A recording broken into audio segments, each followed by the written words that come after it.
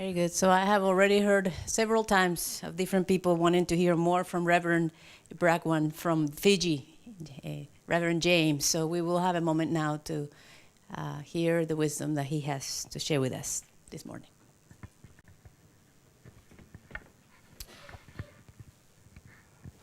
Good afternoon. Stomachs are rumbling. My ears are very tuned to that.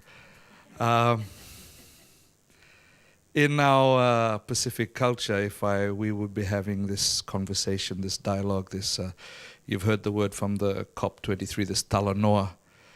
We would all be sitting down together on the mat, so I apologize that I'm standing up and speaking to you while you are seated.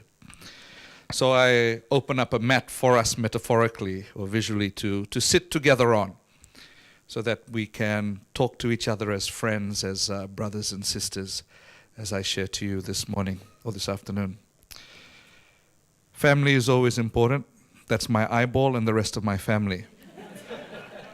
We drive on the left-hand side of the road, so I wasn't driving and taking the selfie. That's my wife and my two children, and Francisco, Xavier, and Antonia.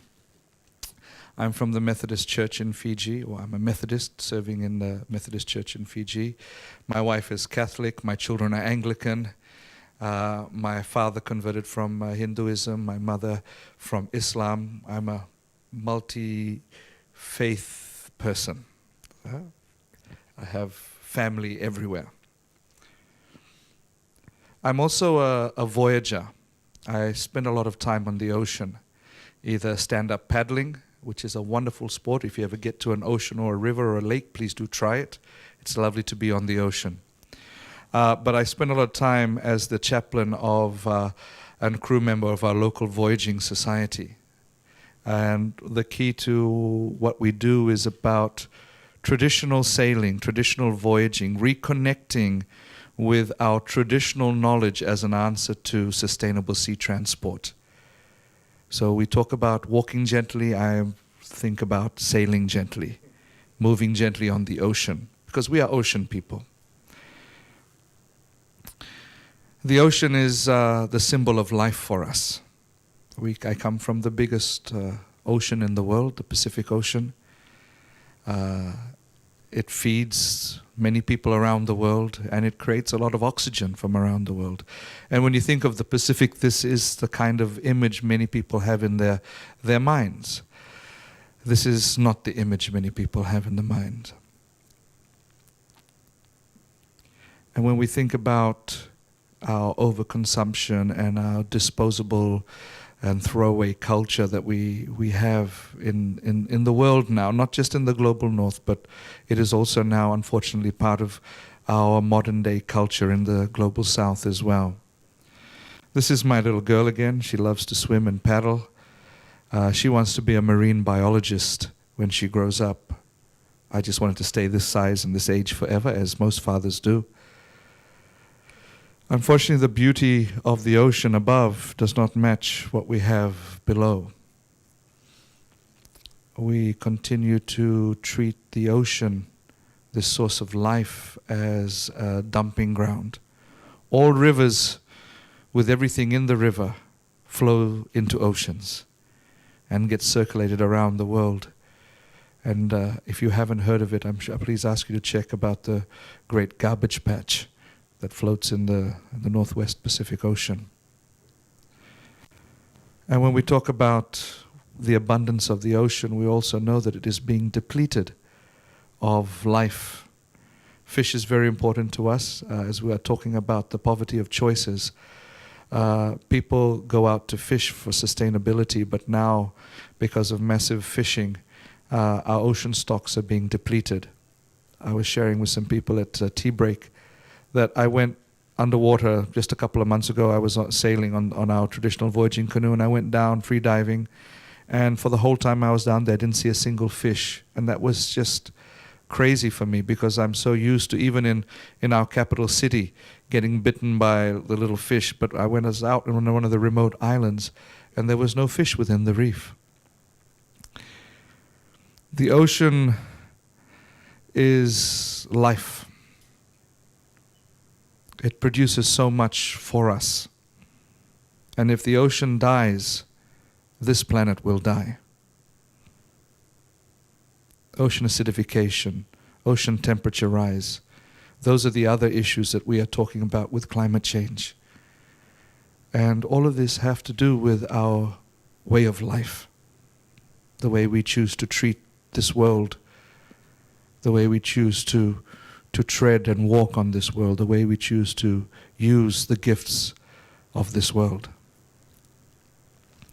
And of course, as many of you know, the story of the face of climate change, rising seas. The ocean is not life for many people anymore. It is death. Physical, spiritual, cultural. It is a metaphor that many times, that we never expected to use the ocean as death.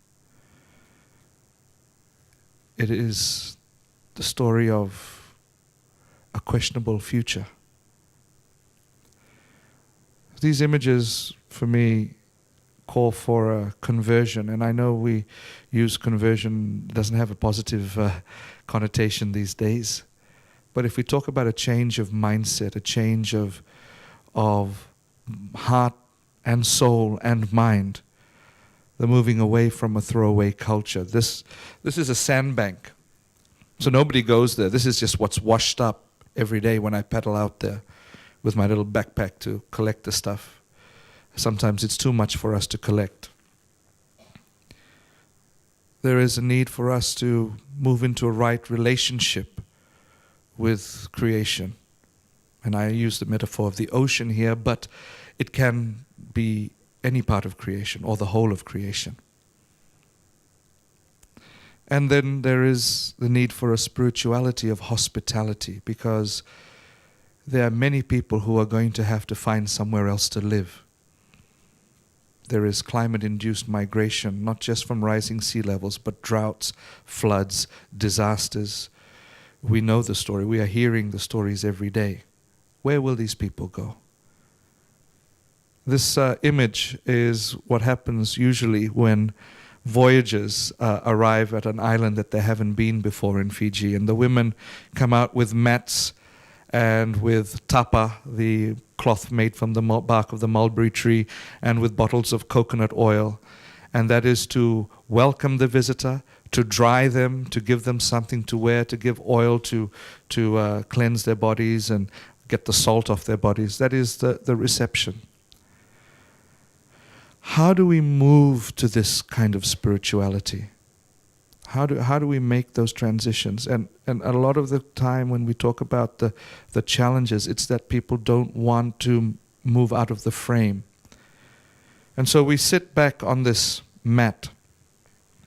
And the mats are woven, as we know very well. And often there is, when you look at a mat, you'll see a finished product. And it seems finite. But the reality for us is that the mat is not finite. The mat is infinite. Because the mat can be rewoven.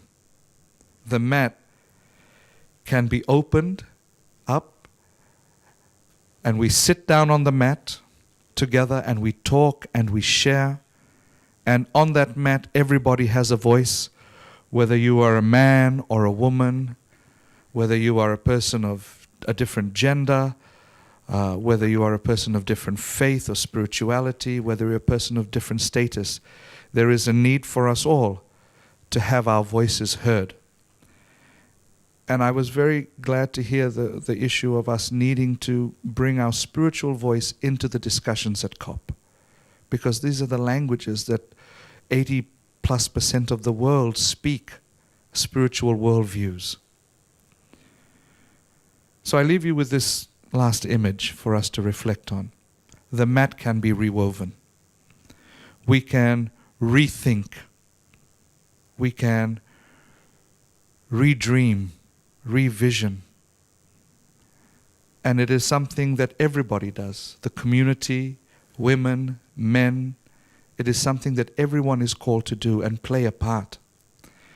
So each one of you in that individual commitment is a strand in this mat. And as you add your strand, the mat gets bigger and bigger and bigger. And there is a place for everybody to sit on. There is a place where everybody is welcome.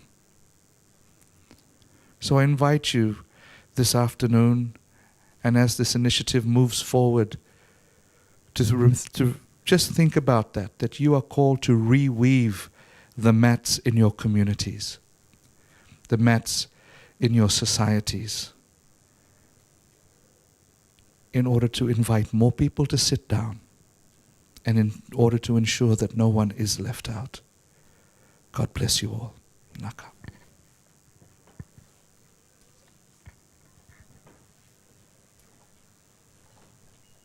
Amen. Thank you very much, Reverend James. Well, with that blessing and those words, then we are now getting ready for our meal.